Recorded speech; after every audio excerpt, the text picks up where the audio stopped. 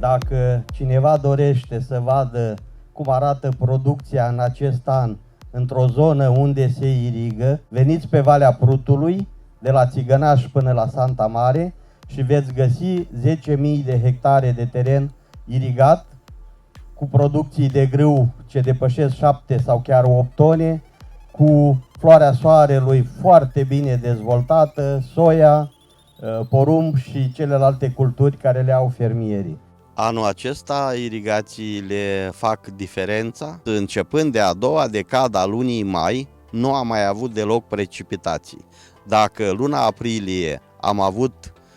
cam 50 de litri de apă la metru pătrat, în primele 15 zile a lunii mai încă 30 de litri, după aceea căldurile și ținând cont că densitatea plantelor și consumul odată cu ieșirea în burduf și începutul înfloririi este foarte mare de apă, pentru a obține o producție bună am fost nevoit să irigăm. Dacă la neirigat am început deja recoltatul grâului și obținem o producție de 4300 de kilograme, în Tarlaua, unde suntem acum, o tarla de 100 de hectare, unde am aplicat 5 udări a câte 30 de litri de apă pe metru pătrat, adică în fiecare săptămână câte o udare,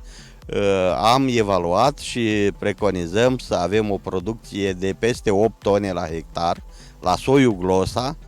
Eu sunt convins că din întreaga cantitate de apă pe care noi am aplicat-o prin udare, doar un 50-60% a ajuns la rădăcina plantei și s-a valorificat, pentru că o parte importantă din apă se evaporă, evapotranspirația și chiar evaporația din cauza secetei atmosferice face ca nu întreaga cantitate de apă să fie valorificată de plantă. Aici, în Tarlaua, unde am irigat, se va recolta cu 2 săptămâni mai târziu, pentru că pe aici, pe acolo mai avem o frunză standard verde, dar paiul încă este verde, încă lucrează și avem garanția că toată tehnologia aplicată va fi folosită de plantă pentru a crește producția. Noi cultivăm doar soiuri românești. Tehnologia aplicată aici este o tehnologie standard cu îngrășăminte complexe la nivel de 400-450 de kilograme la hectar, cu 2 tratamente pentru boli și dăunători și o erbicidare în faza de alungire a paiului. Cu irigații, tehnologia de cultivare, costurile cu tehnologia de cultivare se ridică undeva la 4.500 spre 5.000 de lei, în condițiile în care prețurile, știe toată lumea că s-au dublat, pe la îngrășăminte deja mai mult, pesticide, motorina a crescut destul de mult, dar aplicând apa la toată tehnologia pe care am folosit-o, vom obține undeva între 10 și 11.000 de lei venit pe hectar, bineînțeles. Producția va fi recoltată, va fi condiționată, depozitată și o vom vinde atunci când prețul din piață ne va conveni cel mai mult. Știm toți că toată lumea care vinde în perioada de recoltare obține cu 30-40% un preț mai mic decât obișnuit, pentru că așa e tradiția, cei care nu au depozite să vândă direct din câmp și atunci prețul scade foarte mult. Tradițional, într-un an normal, nu prea se irigă floarea soarelui, decât în cazuri excepționale, și anul ăsta chiar este un an de excepție, pentru că avem atât secetă pedologică cât și secetă atmosferică și fără apă nu am putea obține producțiile pe care le-am preconizat în planul nostru de afaceri și de ce nu să securizăm oarecum veniturile, să securizăm cheltuielile, să fim siguri că veniturile obținute ne aduc un plus de producție și un plus de profit. Suntem într-o tarla de floarea soarelui, produs comercial, unde, la fel ca la cereale, imediat după 15 mai, când nu am mai avut precipitații semnificative, am trecut la irigat, o cultură încheiată cu densitate undeva la 55.000 de plante la hectar și cu o fenofază de vegetație extraordinară. Nu avem nici măcar la bază frunze uscate, este în plin proces de înflorire și având îngrășămintele necesare și apa pe care o distribuim o dată pe săptămână câte 30 de litri la metru pătrat, să obținem acea producție de 4.000,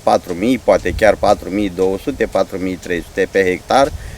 care să ne asigure veniturile necesare pentru a continua,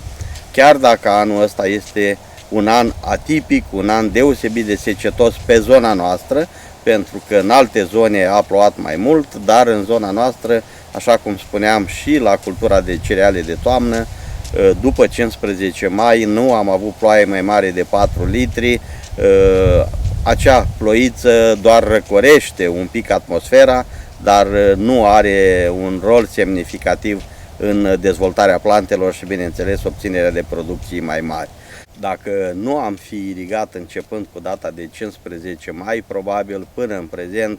jumătate din frunza fiecărei plante era uscată, suferea, calatidiu, inflorescența se dezvolta foarte puțin și producția obținută se ducea undeva la 2 tone, chiar sub 2 tone. Dacă ați filmat ieri la Agriventura, acolo ne dăm seama că e o suferință foarte puternică a plantelor, atât la floarea soarelui, care are o rezistență crescută la secetă, cât mai ales la porumb în condiții de neirigat. Sfatul este, acolo unde e posibil, investiți și irigați, chiar dacă faceți câte 5 hectare, 10 hectare, la nivelul fiecărui fermier pe an, este un câștig. De asemenea, investiți în spații de depozitare adecvate, pentru că în sezon, știți foarte bine, cu 40% prețul este mai ieftin. Este un preț conjunctural. Dacă vreți să faceți profit, trebuie să vindeți decembrie, ianuarie, februarie, martie.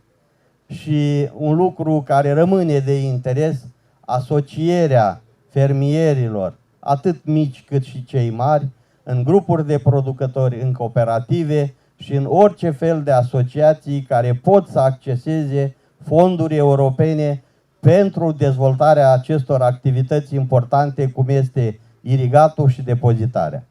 Mulțumesc mult!